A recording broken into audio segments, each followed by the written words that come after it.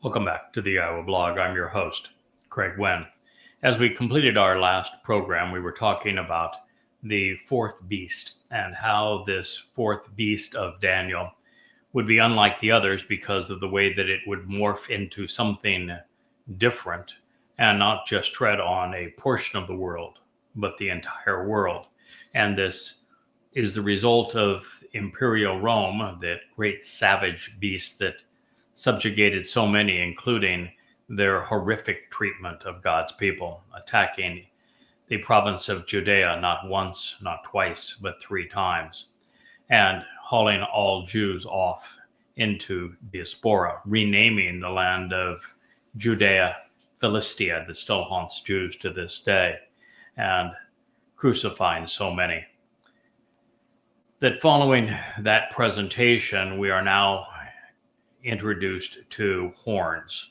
Now, while the beasts are empires and institutions, the horns are people. They're blowhards. They're boneheaded individuals that lead nations today, and they are the ones who form a confederacy. I call it the Big Ten Conference, that are going to support Trumpus Maximus, the man who is the corporeal manifestation of Hasatan, a demon-possessed politician who is going to betray Israel and the world. The 10 horns are cast in a very troublesome situation. They are characters menacing Israel today, and it's only going to get worse. It reads, 10 horns, which are bone-headed blowhards, from this powerful dominion, from the extent of Eastern Orthodox and Roman Christianity, are going to be 10 government leaders, and they will arise. And another individual, so an 11th person all total, will rise up and take his stand at the end along with them.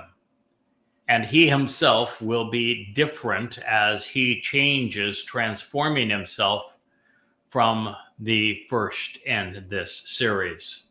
So then, 3 political leaders of nations will be humiliated and humbled, losing status relative to the others by being put down. Daniel 7:24. All right, in this prophecy, what we are witnessing is that out of the realm that was subjugated and influenced by either the Eastern Orthodox Church or the Roman Catholic Church, that there will be 10 heads of state over 10 nations that will arise in the end. And that those 10 heads of state will empower and enable another. And the other will be a transformative figure in his own, so that he is different than what he once appeared to be. What we're talking about here is the 10 nations, which I will delineate in a moment, who will support Donald Trump, who is hugely different from Trump 45 to Trump 47, as the confabulation of demon possession has taken hold. And it then says that 3 of the 10 will be humiliated and humbled, their status reduced relative to the others, because the thing that Trump does best is turn on allies and demean them. It is one of his most prevailing traits. It is one of his most disgusting traits, but that trait was picked up in this testimony. So here we find a couple of things that are really defining of Donald Trump, that he has changed from Trump 45 to Trump 47, with Trump 47, the 47th president of the United States, being demon possessed and being a mad, insane confabulator. And also that while he will form a power base of 10 nations, of 10 heads of state, that he will turn on a third of them and demean them. So in the end, we're going to expect 10 boneheaded blowhards that are going to arise from nations influenced at one time by Roman or Orthodox churches to menace Jews and exterminate Israel. Recognizing that Donald Trump of the United States is Satan's most special stooge, the type that he most likes to use in this regard and possess, we can now reconsider the names of the most likely to league with him, and I've shared this in previous programs, and especially their advocacy of imposing the two-state solution. This time I'm going to lead with Mohammed bin Salman of Saudi Arabia. He is the man who has invested the most money in bribing Donald Trump. Second unto him in terms of bribes of Donald Trump and his influence in the West in imposing Islamic both terrorism and control of the media, of academia by Islamic finance. The Bank of Islamic Terror is Tamim bin al-Thani, the owner of Qatar. These men, in turn, own Donald Trump, having invested tens of billions of dollars in their prize. While I've already addressed Saudi Arabia's 1.3 million Roman Catholics to validate the church's influence, and that is probably a surprising number to you. 1.3 million Roman Catholics live in Saudi Arabia. There is considerable archaeological evidence of countless Byzantine churches and monasteries across the peninsula, with Christianity deeply rooted in the northwest along the Tigris and Euphrates, down to the Persian Gulf, and especially in Qatar. 15% of the population has survived as Christians with the onslaught of Islam, which is shocking. The church arrived in the 3rd century CE with the area known as Beth Qattare, the House of Qatar, being a significant center for the early Christian church.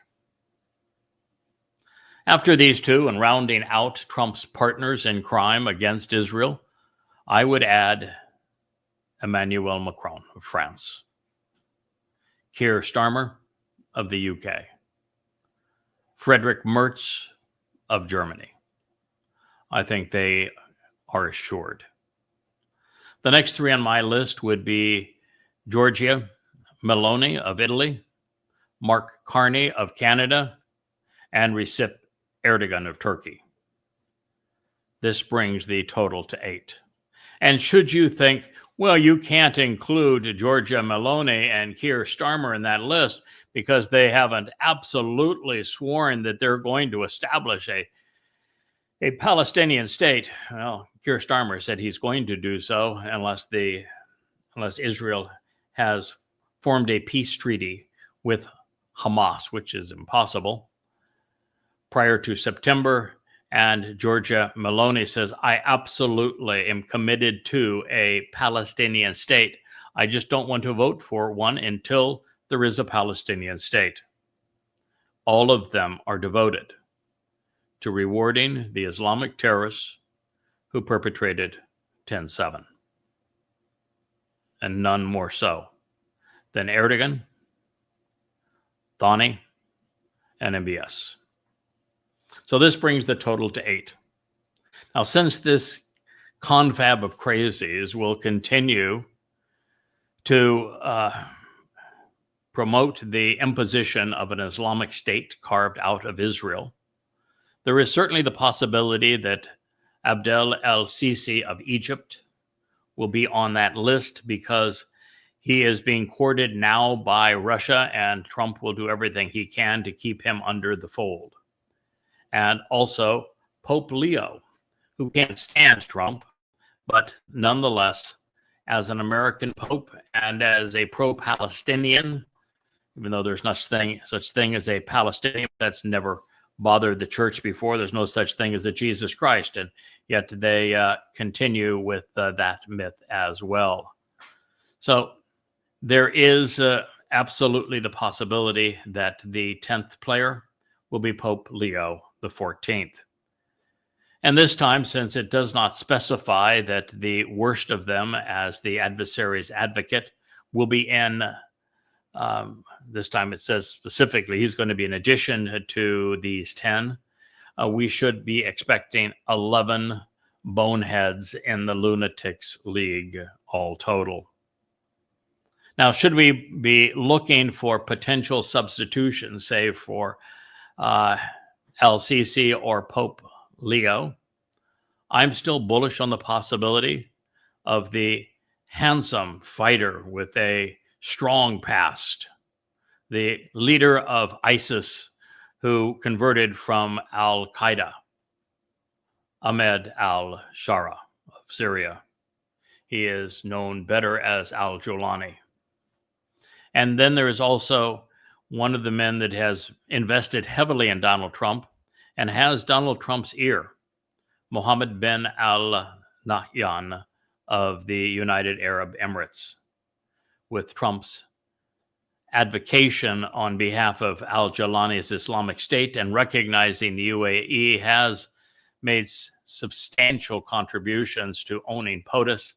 These are very real potential candidates. And while Trump has a decent relationship with Hungary's Viktor Orban, he seems way too pro-Israel to fit this mold.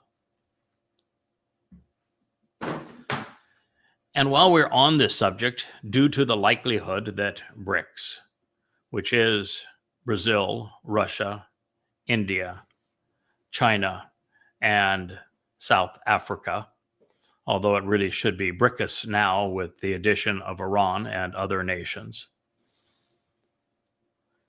they are going to continue to prevail over the G7 economically.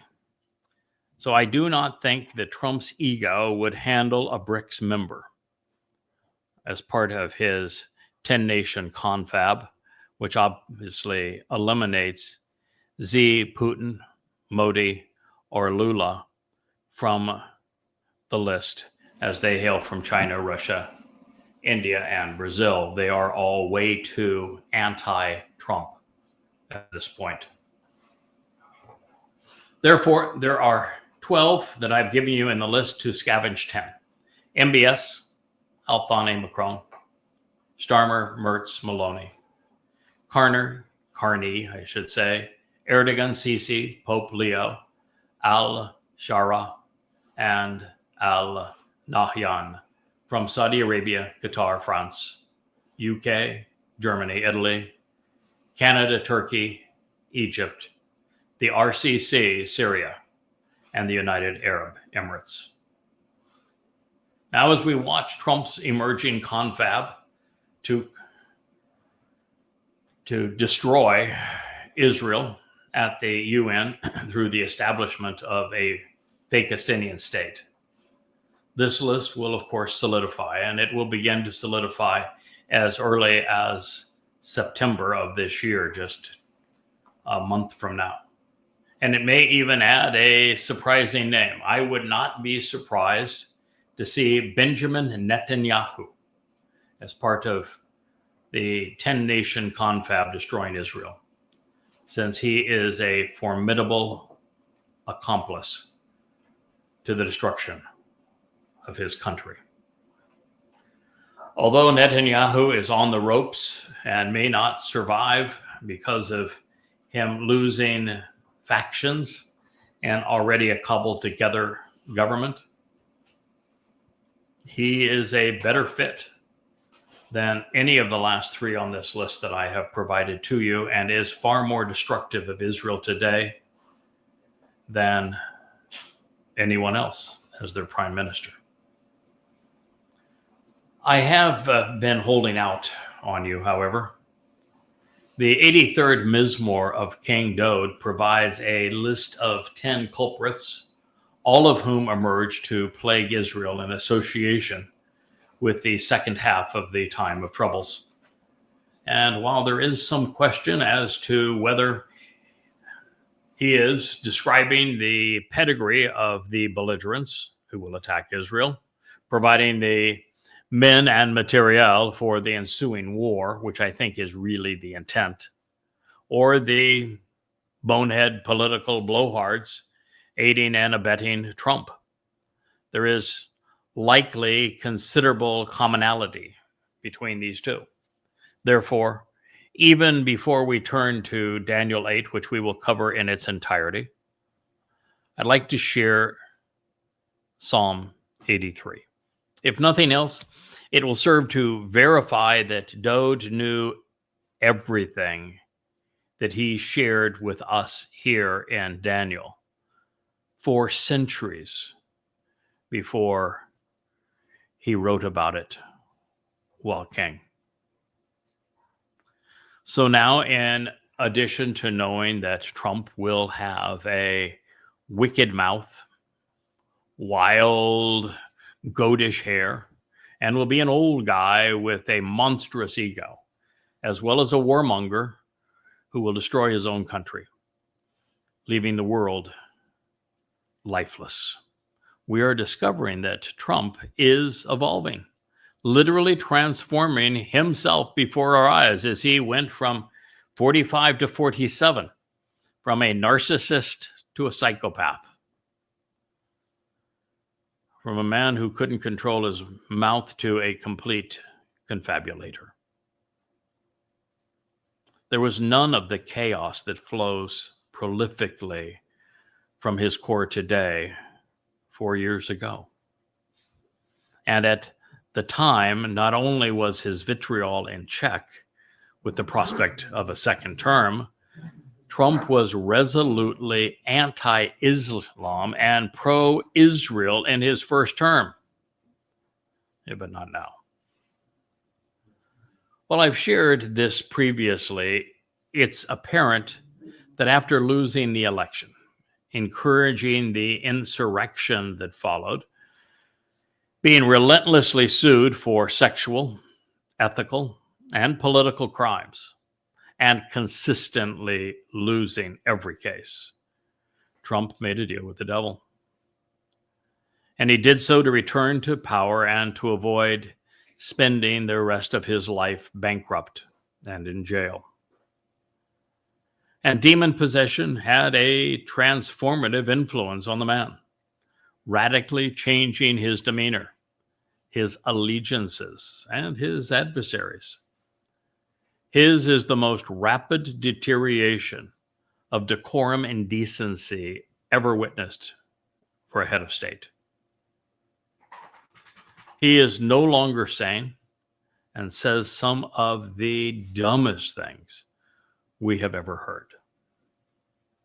The only reason he's not held accountable is each day as somebody says, "Oh my God, that was unbelievably stupid and completely inaccurate," he doubles down and says something even dumber the next day, and they forget what he said the previous day and move to the next day, which is then offset by the chaos of the following day. I mean, it's hard to lambaste Trump for lying about forming a deal with China, which he never did, lying about forming a deal with Japan that he never did, lying about forming a deal with Mexico, which he didn't do, lying about solving the Pakistani Indian war, which he did not do, about forming a deal with the EU that had the EU giving the US hundreds of billions of dollars, which he did not do. Because, well, every day there's a new catastrophe and a new confabulation, and people just lose track of what happened the previous day. He does a meltdown over all manner of things, including his obvious participation in guilt related to Jeffrey Epstein. Now, this brings us back to speculating which of the 10 politicians that Trump will disparage. And that's a tough call because he will slander all of them except MBS and Al-Thani. However, if asked to pick those most likely to enter a confrontation with him, challenging him, and thereby engendering his wrath, or just being too wimpy to survive in his presence, we would consider Macron, Starmer, Maloney, and Carney, as well as Sisi in that mix, with Netanyahu being lead among them if included in the Big Ten Conference. The overt demeaning of three of those originally supporting him is yet another affirmation that the devil's advocate is Donald the Dumpster. He got his lawyer, Cohen, thrown in jail. He all but murdered Zelensky, who was running his proxy war, and he lambasted Musk, who was his biggest contributor and the man responsible for him not being in jail and being in the White House instead. No one turns allies into enemies or devours them faster or more ruthlessly than Donald Trump. He is the Hannibal Lecter of politics. And let's not forget, the single most revealing identifier that the man who betrays Israel by sponsoring the two-state solution, winning the Nobel Prize as a result of starting World War III, is our guy. We recognize that Trump's Islamic State confab, which is headed by Macron and MBS currently, is scheduled to resume in New York City in September of this year, 2025. And the prophets are clear, both here in Daniel and again in Isaiah, that the man who sponsors the destruction of Israel by carving out a foreign state, a terrorist state from its midst, is the Torahless one known as the Antichrist. Now, getting down to business while following in Paul's footsteps and fulfilling the prophecies regarding him in Isaiah 14, which is the presentation of Satan and his desire to be a god, or at least the Son of God, we read. And he will speak, issuing decisions, decrees, and commands. He will talk about his endeavors, his ambitions, and affairs, all in conflict with and in opposition to the Most High. His way of speaking and proclamations will wear down and torment, even oppress and persecute the set apart of the Almighty. Then he will aspire to change, attempting to alter the set times for the meetings, along with the written and codified prescriptions. They will be controlled and influenced by him as they are claimed under his authority up to 3.5 years. Daniel 7:25. Donald Trump has issued well over 200 executive orders. He is governing by executive order because, quite frankly, he doesn't play well with others, and all he can do is pretend to be a king. He speaks every day about his decrees and his commands, trying to project his will on others, and yet everything he says is in conflict with and in opposition to the Most High. His way of speaking and his proclamations have worn everyone down. They have oppressed and persecuted people the world over. And ultimately, his primary target is going to be Satan's, and that is Israel. And you might think that he has been supportive of Israel. For example, he is saying that Israel can do whatever it wants to in Gaza. It's because he knows that Netanyahu doing what he wants to do in Gaza makes it exceedingly easy for him to do what he has been bribed to do relative to the Fakistanian state. Impose it. The world will be almost unanimous in support. It does say here that he is going to aspire to change and alter the set times for the meetings. We learn about this in the book of Ezekiel, where Satan, as the inspiration of that book, tells us that he's going to eliminate all, 6 of Yahweh's 7 Moed Mikre. And the one that he is going to retain, Passover, is going to change dates. And it's be separated from matzah, which makes it diabolical. To celebrate Passover, as rabbis do, without integrating it into chag matzah, is actually a prescription for Sheol, because it makes the soul immortal but unperfected.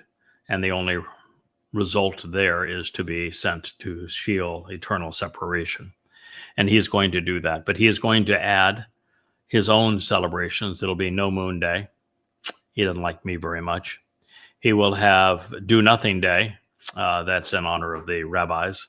And he will have All Ignorance Day. I've got to give the Muslims a bone. And the most important feast that he will impose is called the Feast of the Beast.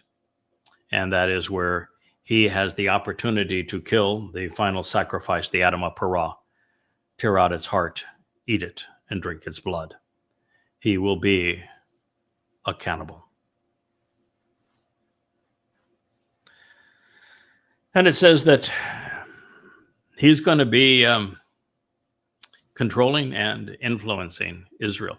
And they will be under his authority. And that is the way that it looks, because there's only one nation right now where Donald Trump has a majority approval rating.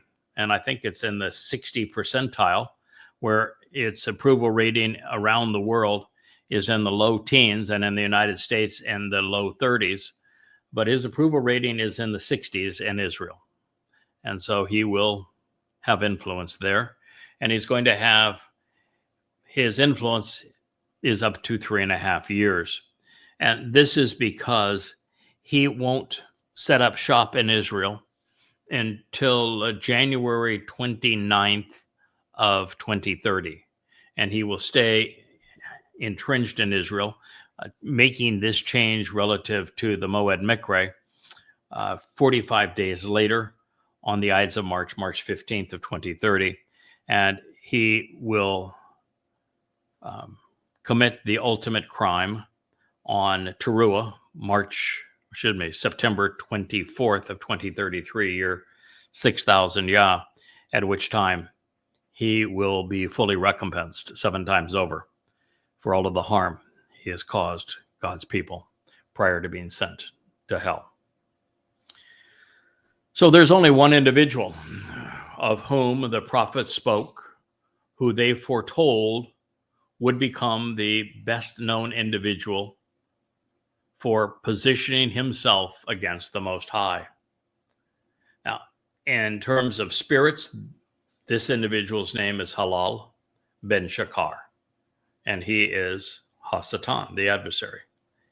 His profile is presented in Yeshaya Isaiah 14, which is halfway between the portrait of the Choder in Isaiah 11, who is equipped with the 7 spirits of Yahweh to stand up against him, and Isaiah 17, which frames all of these events that have been foretold here in Daniel 7, putting them in the context of place and time. Therefore, after the completion of our review of Daniel 8 and 9, well, I think after 8, then we'll go into 9. I'm going to turn to Yeshaya in the 14th chapter, and I'm going to review all of it with you so you have a better idea of exactly who we're dealing with here that is going to demon possess, or has already now demon possessed Donald Trump. For now, it's germane to derive a proper interpretation of this narrative, to realize that the man we are identifying with Donald Trump is in fact the corporeal manifestation of Hasatan. He isn't just demon possessed, as was the case of Paul and Muhammad. He is actually the corporeal manifestation of Satan. Therefore, this will be the ultimate showdown, because he's up against the Choder, who is imbued with the Ruach of Yahweh. And so the denizen of the devil with the spirit of Satan is going to do his utmost to determine who governs the planet henceforth, and his primary adversary standing in his way will be Yahweh's Choder. Now, in this regard, you might be taken aback by the realization that Yahweh prevails in part by having Satan take the mortality of the Choder, of the Adamah Parah in the end. But this is as it must be. A man must be shown willing to serve Yahweh and his people, Yehudim, to the extent he will trust God to make a powerful example of his unwavering devotion. No greater love than this, which is why Dowd has already served as the Passover lamb. Now, this actually goes back to the test of the covenant in year 2000 Yah, precisely 4,000 years prior to this occurrence. It was then on Moriah, as it will be again, that Yahweh evaluated Abraham's commitment to him by asking Abraham to offer what was dearest to him, his beloved son. Having made the point, explained the purpose of Pesach, our Heavenly Father intervened and said that he would provide the lamb. This meant that he would arrange for his beloved firstborn son to offer his Bashar body, which Dowd did when he fulfilled Passover on Mount Moriah in year 4,000 Yah, 2,000 years later, 40 Yobel. So now in year 6,000 Yah, the Bashar herald is being afforded the same opportunity to prove that love and life are worth the sacrifice. That Yahweh and Yehudim are worthy of our respect and trust. And so by relying on God with my soul, I will surrender my body to affirm way more powerfully than all of the words I have spoken that I trust him. And so should you. And in the process, I will actually earn the respect of my king and of his people, such that I will be able to serve the king and lead Israel. Now, before we begin to unpack the insights attributable to the second of four sentences in this proclamation, realize that the initial statement serves as further affirmation that I was correct in my earlier assessment. The appalling abomination is nothing less than the adversary's apostle claiming that Satan is God and that he will make many other infuriating pronouncements when he speaks on the Ides of March in 2030. And we're going to hear Satan say what is encapsulated in Allahu Akbar. Allah is greater than Yahweh. Although his primary target is Elyon, who is Dowd. All things pertaining to the very hand of God. Also, we should expect that the Antichrist figure will replicate the tactics deployed by Paul and more crudely by Muhammad after him. He will misappropriate citations and narratives from the Torah wa Nabi. Trump is perfect for misrepresenting things and perverting them for his purpose. And very little is more aggravating to the Almighty than having the religious misquote him to advance their demonic delusions. Once again, since Yahweh refers to Israel as being set apart unto him, it is the surviving remnant here now of Israel whom the divine Donald will speak against, tormenting and oppressing Jews. God's people will be persecuted by the man they once adored. They're going to perceive him as the second coming of Cyrus, as a modern day Messiah. Of course, this will largely be their fault as they continue to be wrong about God while placing their trust in all the wrong people. I've been warning all who will listen on social media, on X, Facebook, and YouTube, even Rumble, that Trump is the great betrayer. Been doing it now for 8 months. And that they are embracing far worse than what Neville Chamberlain did. Just as Satan will rip my heart out on Teruah, Trump's going to do the same to Israel, honor before Shabuah. To a real extent, Israel will be living out the horrors of Ezekiel, not only with its 25 ways to torment and kill Jews, but with the abusive and repetitive rapes of the daughters of Zion in the book. And speaking of what Ezekiel portends, the denizen of the devil will aspire to alter the set appointments that Yahweh has codified as his prescriptions for living. Only Passover will remain, and it will be repositioned to fit the Roman Holy Week of Easter. And it will coincide with Ashura Day. He will then add All Stupid Day, No Moon Day, and the Feast of the Beast. And on the latter, as I have shared, he will take the Roman Catholic Eucharist with its insistence on eating the flesh of their Christ and drinking his blood to a new level of cannibalistic barbarism, when bludgeoning the anima pura to death with the intent of perpetrating his gruesome ritual. It's the very one that will portend his demise. Therefore, it appears that my analysis of Ezekiel and the substitute festivals of the devil's advocate are being affirmed right here.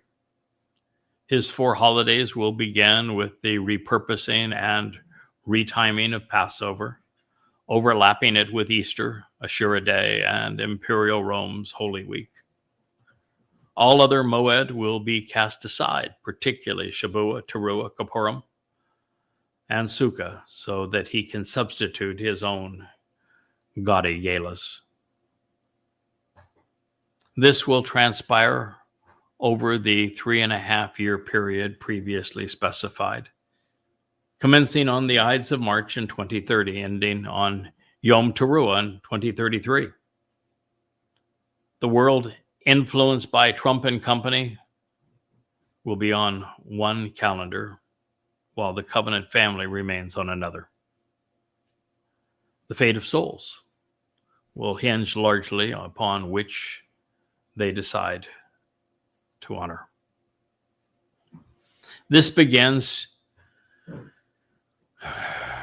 to a period that introduces an unexpected twist for many, albeit not for those who understand Satan's style. You see, the devil, like his apostle Paul, prevails through clever counterfeits rather than creative ingenuity. A counterfeit is worthless, even illegal. And yet the best efforts of crooks are remarkably similar to the genuine article, making the bogus bill appear valuable when it's actually a liability and a crime. In this way, the Torahless One's decrees will be in conflict with and in opposition to Yahweh's Torah, his guidance. And they will be laid beside the truth forming an effective ruse. This is Paul's ploy throughout his letters, recognizing that by misappropriating, misconstruing, misrepresenting the word of God, the resulting lies are made to appear godly. After all, the Torahless one wants people the world over to believe that he is God, and as a result, expect religious edicts similar to Christianity, where divine strokes are out of focus, out of context, repositioned, truncated, and elongated, which is the essence of the New Testament. Now, this will be a surprise to many because Christians and Muslims collectively, representing more than half of humanity, have been misled into believing that devil worship includes satanic rituals. But my friends, that couldn't be further from the truth. The last thing Satan wants is to be seen as the adversary. He wants to be worshiped as God. And that is why the Lord is the God of religion. There is also an overture here to replacement theology. Rather than celebrating the Torah, covenant, and Moed, while uplifting Yahweh's name and people, the Torahless one will be doing the opposite. He degrades and disparages the things of God, as did Paul, as did Muhammad, as did Allah, while persecuting God's people. Much of this will therefore parallel the Christian New Testament and the Islamic Quran. In particular, Paul's letters besmirch the Torah. They demean those who observe it. He spoke so damningly of Yehudim in his epistles. They have been persecuted by the Christian church ever since. Likewise, Paul sought to nullify Yahweh's meeting times, vilifying the invitations and the Shabbat. And so with Yahweh's appointed meeting times discounted, Christians had no issue replacing them with pagan alternatives. In this same way, the Torahless one of the time of trouble will go beyond, way beyond what Paul began, actually outlawing with the plague of death demand. Therefore, the religion that was born out of disdain for the Torah will die deprived of it. Death in this statement is actually an Aramaic word. It draws its meaning from Persian culture, and yet the Dictionary of Biblical Languages of Aramaic attests that death represents the body. It's a body of known today as the Torah. Additionally, the theological workbook of the Old Testament reveals that death overlaps the use of Torah, mitzvah, misfat, and chok in Hebrew when it appears in the Aramaic sections of Ezra and Daniel. Now, this known since Daniel was aware of the title and could have written Torah in Aramaic, same vowel consonant sequence, I suspect there is a reason behind the use of death. Just as Paul attacked Yahweh's Torah by referring to it as a nomo and nomu in Greek, when he knew the title and could have transliterated it, Daniel is conveying the terminology the Torahless one will deploy when denouncing God's Torah guidance. So once again, we have been told that the adversary will be just like his famed Apostle Paul. He will not only be in opposition to the Torah and its appointed meeting times, outlawing them, he's going to harass Yahweh's set apart ones, just as Paul attacked the Judaizers. The testimony, actions, ambitions, claims, and strategy of these men will be essentially indistinguishable. If you want to know this blowhard, this bonehead, this horn, and how he will act, what he will say, read Paul's letter to the Galatians, followed by his ode on behalf of the Romans, Paul's tribute to this very monster. And I would encourage you to do so in Twistianity. There are 5 volumes. They're all free for you on the bookshelf of either goddamnreligion.org or yadayah.com. The concluding part of this statement, time, times, and half a time, is 3.5 years. It means that the beast will only be allowed to implement his contrarian agenda beginning around the time of Passover in 2030. And as we know, beginning on the Ides of March, the 15th of March in 2030 of that year. It'll be a Friday, of course, the Muslim day of prayer. And in this regard, I think Satan has been programmed to do as he has done.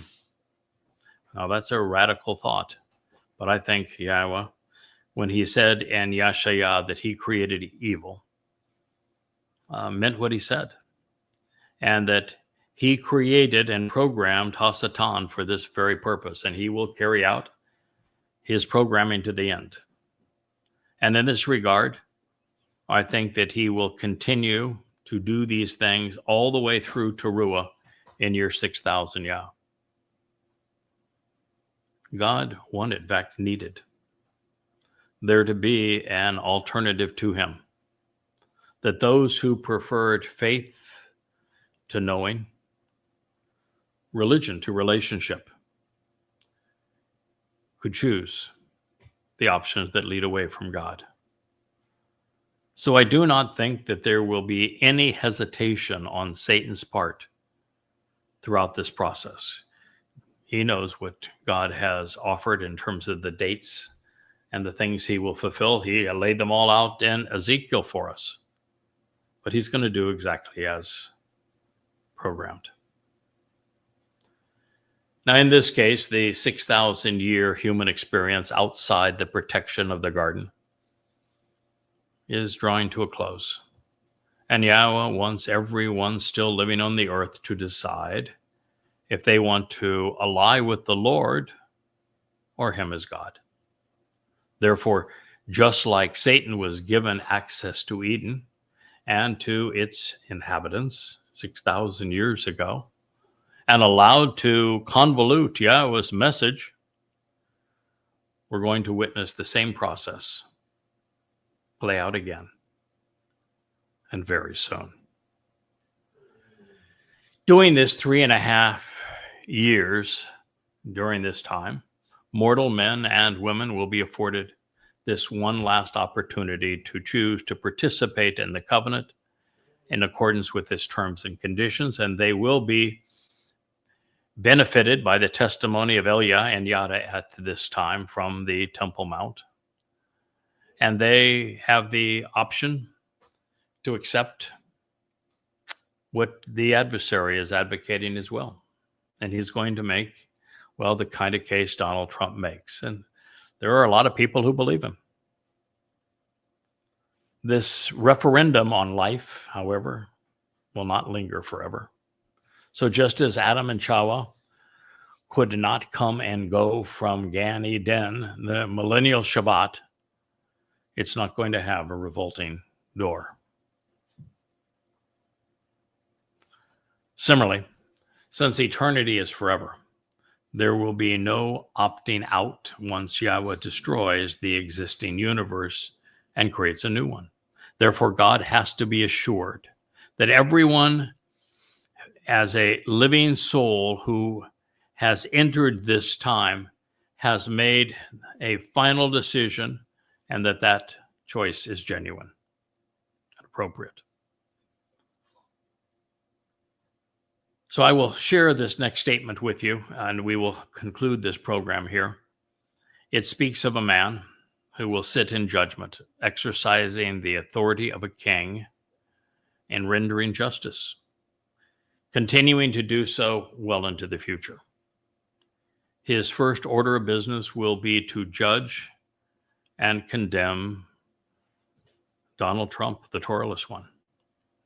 In essence, throwing the bronze man, this copper confabulator, and his lord, Satan, into Sheol after first making sure that the proper recompense has been provided 7 times what they have done.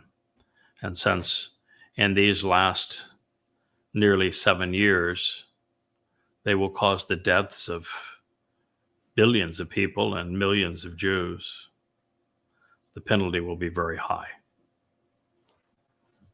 So the copper confabulator, this bronze man, is a reference from Ezekiel, as I have shared, where the Lord's accomplice in the end is a copper-colored individual like Trump.